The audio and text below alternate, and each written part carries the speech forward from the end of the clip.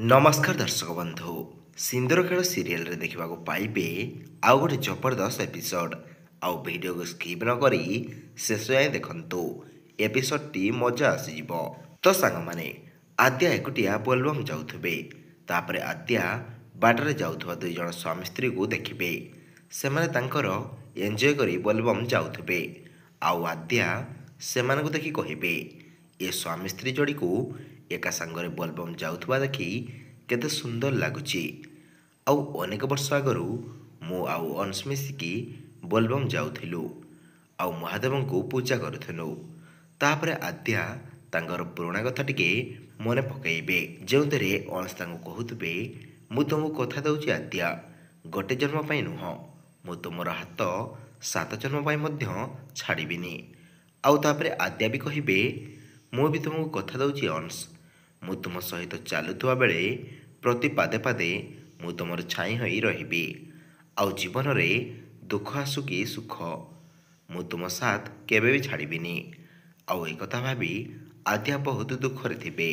आउ सेपटे अन्या अनी पाखକୁ फोन करथिबो तापरे अनी कहिबो किए कहूच तापरे अन्या सेपटू कांदी कांदी कहिबो मु कहूची अनी। तापरे अन्या कहिबो अनी तू मामांको राण पकई कह मो सहित तोर कथा हबार इच्छा नाही आउ मो कथा तोते बिल्कुल भी मने पड़ुनी। तापरे अनी कहिबो मु मिछरे मामांको राण पकई पारिबिनी।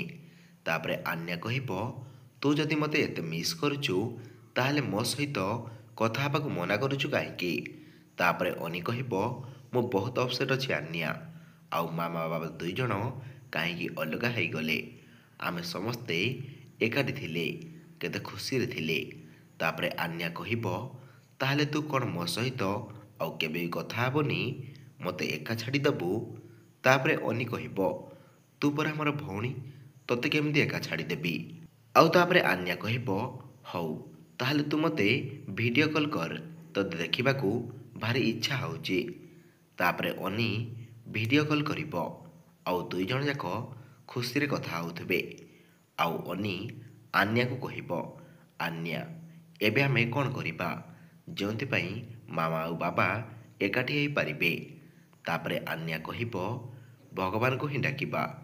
तापरे अनी कहिबो माने। तापरे अन्या कहिबो मामा कहूथिले भगवान सबू ठीक करिदेबे आउ मामा बोलबम जाइछंती। तापरे अनी कहिबो मामा बोलबम जाइछंती बापा भी तो बोलबम जाइछंती। तापरे अन्या कहिबो भल हला ताहले आमे भगवान शिवंग पाखरे प्रार्थना करिबा से आम बाबा आउ मामा को एकाठी करदेबे आउ सब झगड़ा सबुदिन पई दूर करिदेबे। आउ तापरे अनी कहिबो सेमती हेले आमे समस्ते पुणी एकाठी रहिबा। तो सांग माने कोन आद्या आउ अंश एकाठी होई पारिबे कि नाही।